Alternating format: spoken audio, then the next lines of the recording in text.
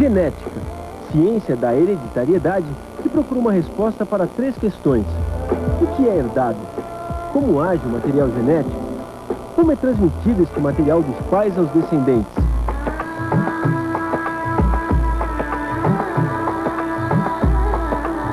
Somos um pouco dos nossos antepassados ou o que aprendemos ao longo da vida? Uma herança genética não poderia garantir essa sucessão da habilidade, da criatividade. Bom, um gene do futebol não foi descrito ainda, né? Quer dizer, não deve existir um fator único, como nós dizemos, monogênico, que faz com que o indivíduo tenha, então, uma habilidade específica para um determinado esporte ou para ser músico, etc. Provavelmente é uma mistura de fatores genéticos e culturais. Afinal, filho de peixe, peixinho é. Filho de peixe, peixinho é. No futebol, essa afirmação quase nunca prevalece.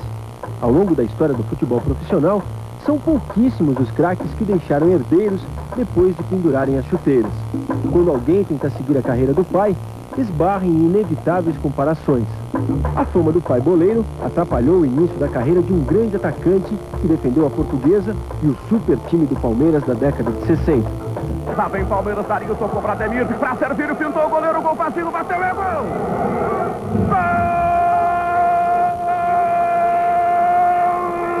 Gol do Palmeiras! Servilho, camisa 8! Servilho de Jesus é filho do velho Servilho, que encantou a torcida corintiana na década de 40 com seu estilo elegante e cheio de ginga. Ali, ele ficou conhecido por bailarino e foi artilheiro do Campeonato Paulista em 3 ocasiões, 45, 46 e 47.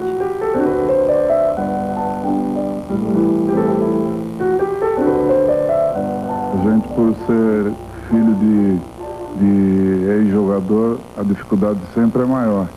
Eles cobravam muito que eu teria que jogar igual meu pai, e isso era humanamente impossível. O indivíduo, para ser um esportista, um jogador de futebol, evidentemente ele tem que ter uma parte biológica, que é a parte física. E essa parte física, evidentemente, tem um componente hereditário.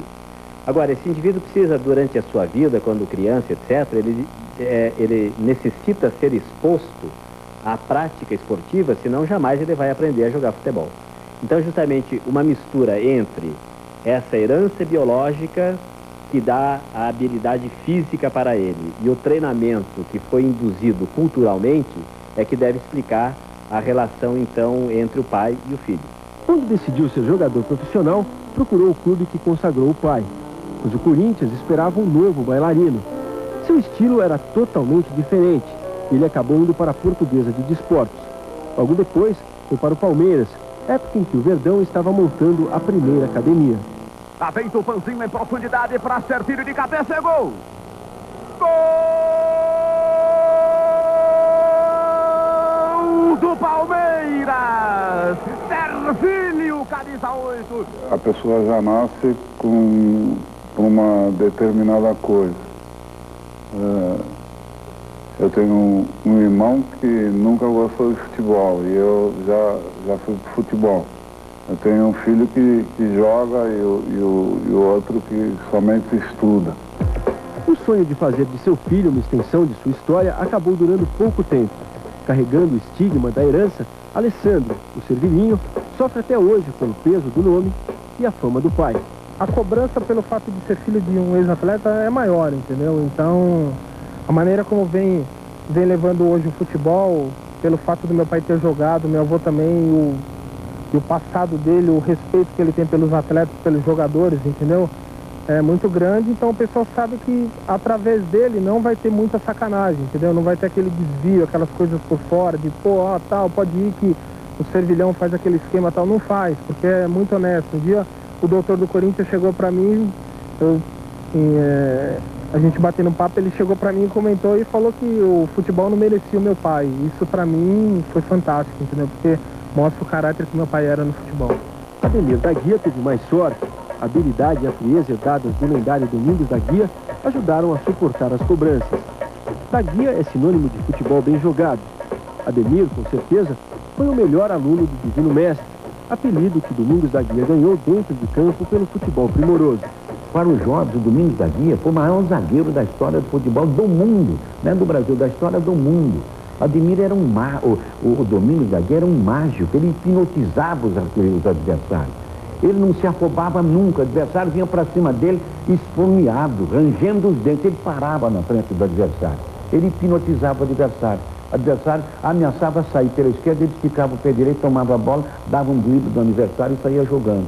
Dessa frieza, mas dessa precisão do Domingos da Guia, é que nasceu aquela história de domingada. Muitos zagueiros que não tinham talento, queria fazer a mesma coisa e acabava se complicando. Teve uma jogada que ele, no jogo contra o Botafogo, que ele driblou sozinho, a bola, ele ficou em cima da risca na pequena área, ele pegou e driblou 5 atacantes que vieram em cima dele. Quer dizer, por aí você vê o sangue frio dele. Hoje o Ademir da Guia trouxe essa responsabilidade do berço. Ele nasceu carregando esse legado, não é brincadeira. Representar o nome do pai, como o Ademir representou, e seguir o estilo do pai, aquela tranquilidade, seguir a arte do pai com aquele talento mágico, fascinante, com aquele estilo envolvente.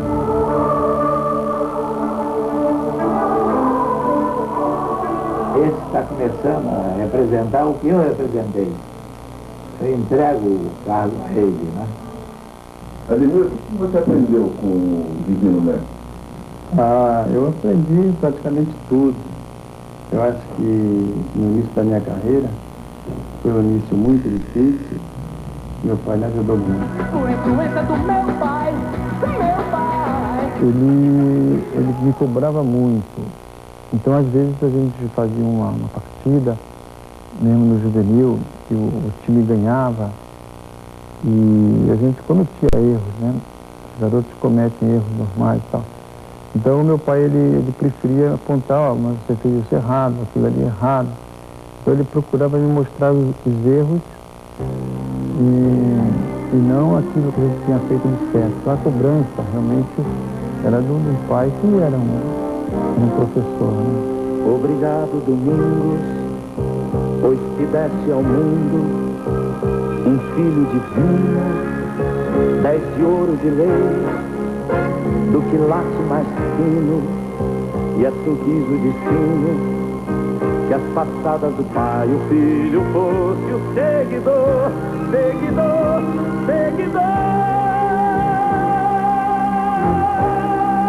Na passada sublime, seus cabelos de fogo são fios divinos. Ele é filho do mestre, do monstro vizinho, que o mundo define como um criador dos verdes campos mundiais. Do passado para o presente. Carlos Alexandre Torres, 35 anos, zagueiro. Títulos: campeão carioca, 92, 93, 94, pelo Vasco da Gama. Copa do Imperador, 95 e 99, pelo Nagoya Grampus 8. Copa João Avelange, 2000 e Copa Mercosul 2000, pelo Vasco da Gama. Clube atual, Vasco da Gama. Filiação: Sueli da Luz Torres, Carlos Alberto Torres. A Crítico coloca como um dos melhores laterais do nosso futebol. Fez parte do vitorioso Santos da era Pelé. Sempre com a braçadeira de capitão, foi uma das feras de João Saldanha nas eliminatórias de 69 e, sob o comando de Zagallo na Copa de 70, fez o último gol dos 4-1 na final contra a Itália. Carlos Alberto Torres figura entre os 100 melhores jogadores do mundo. Seu filho Torres joga atualmente como zagueiro no Vasco da Gama e não apresenta o brilho que caracterizou o futebol do pai. Outro craque que deixou um substituto de sangue foi Djalma Dias, um dos mais completos zagueiros que o futebol brasileiro já produziu. De estilo clássico, era avesso à violência. Joga pro mato, que o jogo é de campeonato. Foi nas peladas de São Cristóvão, subúrbio do Rio de Janeiro, que ele começou a ganhar intimidade com a bola. Logo, o futebol de Djalma atraiu o interesse de outros clubes e ele acabou indo para o Parque Antártico.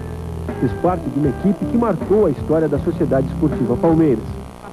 Levanta na área, sobe Servílio, desliga de cabeça, a bola passa por cima do gol pela linha de fundo. César tentou chegar, mas a bola passou e se perdeu para desespero da torcida do Fluminense.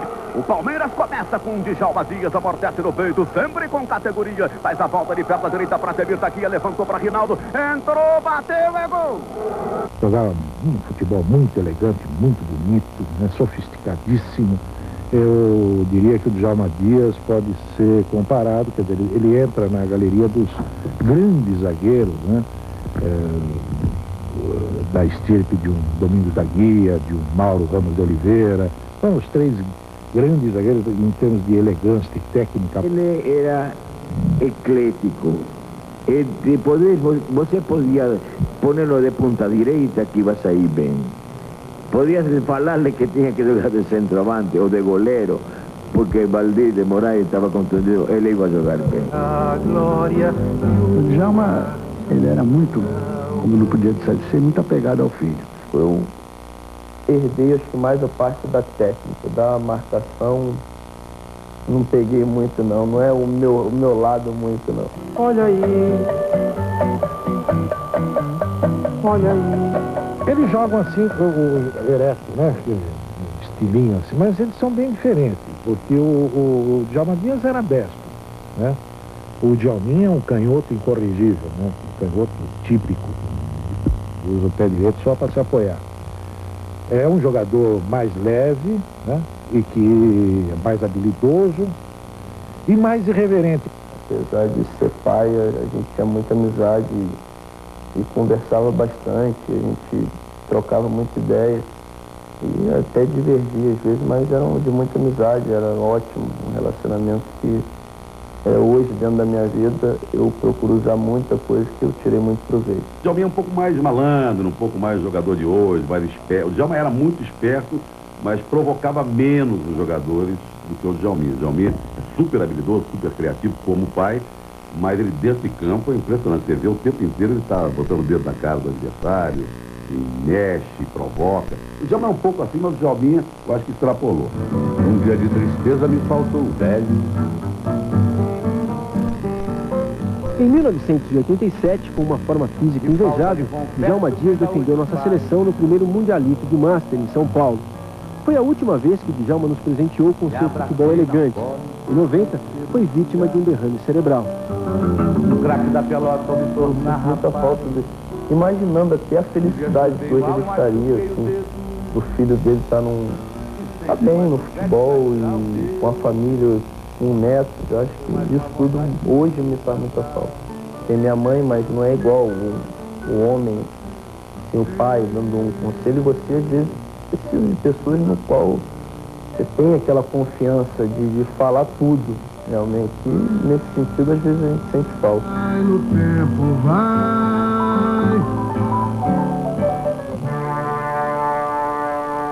O maior jogador de todos os tempos também pertence a uma dinastia de jogadores. O senhor Edson Arantes do Nascimento é filho do mineiro Dondinho, que chegou a jogar profissionalmente uma partida pelo Atlético Mineiro, mas fez fama no Bauru Atlético Clube na década de 40. Dondinho concordou que seu filho Edson fosse jogar no infantil do Baquinho, sob o comando do amigo Valdemar de Brito. O resto você já sabe. Por mais de 20 anos, Pelé foi o carrasco dos arqueiros. Ironicamente, o filho do rei resolveu ser goleiro.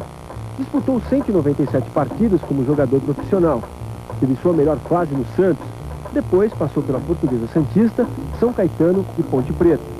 E, aos 28 anos de idade, rico e desmotivado, abandonou os campos para trabalhar como empresário nos negócios do pai.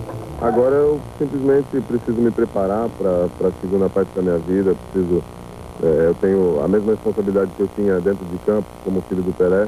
Eu tenho agora fora de campo. Estou com ele a qualquer momento, o que a gente precisar de ajudar.